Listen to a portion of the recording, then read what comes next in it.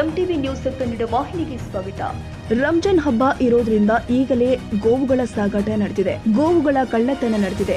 ರಾಜ್ಯದಲ್ಲಿ ಗೋಹತ್ಯೆ ನಿಷೇಧ ಕಾಯ್ದೆ ಇದ್ರೂ ಪೊಲೀಸ್ ಇಲಾಖೆ ಕಣ್ಮುಚ್ಚಿ ಕುಳಿತಿದೆ ಎಂದು ಶ್ರೀರಾಮ ಸೇನೆ ಮುಖ್ಯಸ್ಥ ಪ್ರಮೋದ್ ಮುತಾಲಿಕ್ ಆರೋಪಿಸಿದ್ರು. ಧಾರವಾಡದಲ್ಲಿ ಮಾತನಾಡಿದ್ರು. ಯಮಕನ ಮರಡಿಯಲ್ಲಿ ಟಾಟಾ ಎಸ್ ವಾಹನದಲ್ಲಿ 7 ಎತ್ತುಗಳನ್ನ ಅಕ್ರಮವಾಗಿ ಸಾಗಿಸಲಾಗ್ತಾ ಇತ್ತು. ಅವುಗಳಿಗೆ ನೀರು ಮೇವು ಹಾಕಿಲ್ಲ, ಎತ್ತುಗಳಿಗೆ ಗಾಯಗಳಾಗಿದೆ. ಈ ರೀತಿ ಜಾನುವಾರುಗಳ ಅಕ್ರಮ ಸಾಗಾಟ ನಿರಂತರವಾಗಿ ನಡೆದಿದೆ. ಪೊಲೀಸ್ ಇಲಾಖೆಯವರು ಯಾಕೆ ಕಣ್ಮುಚ್ಚಿ ಕುಳಿತಿದ್ದಾರೆ? ಇದು ಪೊಲೀಸರಿಗೆ ಕಾಣ್ತಾ ಇಲ್ವಾ? ನಾಳೆಯಿಂದ ನಮ್ಮ ಸಂಘಟನೆಯ ಕಾರ್ಯಕರ್ತರೇ ಚೆಕ್ ಪೋಸ್ಟ್ ನಲ್ಲಿ ನಿಂತು ವಾಹನಗಳನ್ನ ನಾವೇ ತಪಾಸಣೆ ಮಾಡಿ ಬಿಡ್ತೀವಿ. ಅಲ್ಲಿ ಏನಾದ್ರೂ ಆದ್ರೆ ಅದಕ್ಕೆ ಪೊಲೀಸರು ಹಾಗೂ ಸರ್ಕಾರವೇ ನೇರ ಹೊಣೆ ಎಂದಿದ್ದಾರೆ.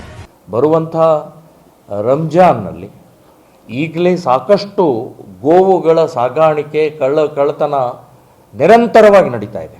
ನಾನೇ ನಿನ್ನೆ ಬರಬೇಕಾದ್ರೆ ಯಮಕನಮರಡಿಯ ಅಂದರೆ ಹುಕ್ಕೇರಿ ತಾಲೂಕು ಯಮಕನಮರಡಿಯ ಇದರಲ್ಲಿ ಒಂದು ಸಣ್ಣ ಟಾಟಾ ಎಸ್ನಲ್ಲಿ 7 ಎತ್ತುಗಳನ್ನು ಹಾಕಿದ್ದಾರೆ. 7 ಎತ್ತು ಗಾಯ ಆಗಿದೆ, ಅವಕ್ಕೆಲ್ಲ ಮೇವಿಲ್ಲ, ನೀರಿಲ್ಲ, ಉಸಿರಾಟಿಲ್ಲ, ಇದೆಲ್ಲ ಆಗ್ತಾಯಿದೆ. ನಾನು ಹಿಡಿದು ಪೊಲೀಸ್ ಸ್ಟೇಷನ್ ಹೋಗಿಸಿ ಕಂಪ್ಲೇಂಟ್ ಕೊಟ್ಟು ಬಂದೆ.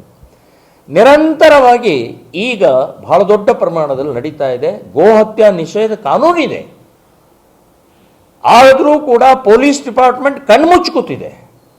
ನಾನು ಪೊಲೀಸ್ ಡಿಪಾರ್ಟ್ಮೆಂಟ್ಗೆ ಹೇಳ್ತಾ ಇದ್ದೀನಿ, ಈ ಏನು ಒಂದು ರಂಜಾನಿನ ಹಿಂದೆ ಮುಂದೆ ಸಾಕಷ್ಟು ರೀತಿಯ ಕಳ್ತನ ಆಗ್ತಾ ಇದೆ, ಗೋ ಸಾಗಾಣಿಕೆ ಆಗ್ತಾ ಇದೆ, ಗೋ ಹತ್ಯೆ ಆಗ್ತಾ ಇದೆ, ಕಟಗರು ತಗೊಂಡು ಹೋಗ್ತಾ ಇದ್ದಾರೆ.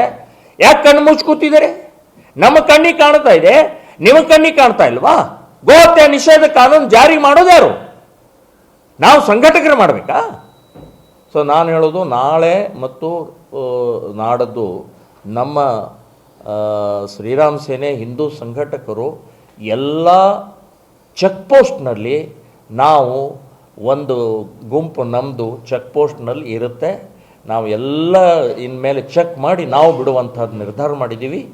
ಇನ್ನು ಇದಕ್ಕೇನಾದರೂ ಸಂಘರ್ಷ ಆಯಿತು, ಇದಕ್ಕೇನಾದರೂ ಗಲಭೆ ಆಯಿತು, ಇದಕ್ಕೇನಾದರೂ ತೊಂದರೆ ಆಯಿತು ಅಂತಂದರೆ ಪೊಲೀಸ್ ಡಿಪಾರ್ಟ್ಮೆಂಟು ಮತ್ತು ಕಾಂಗ್ರೆಸ್ ಸರ್ಕಾರ ಕಾರಣ ಆಗುತ್ತೆ ಅಂತನ್ನುವಂಥದ್ದು ನಾನು ಎಚ್ಚರಿಕೆ ಕೊಡ್ತೀನಿ.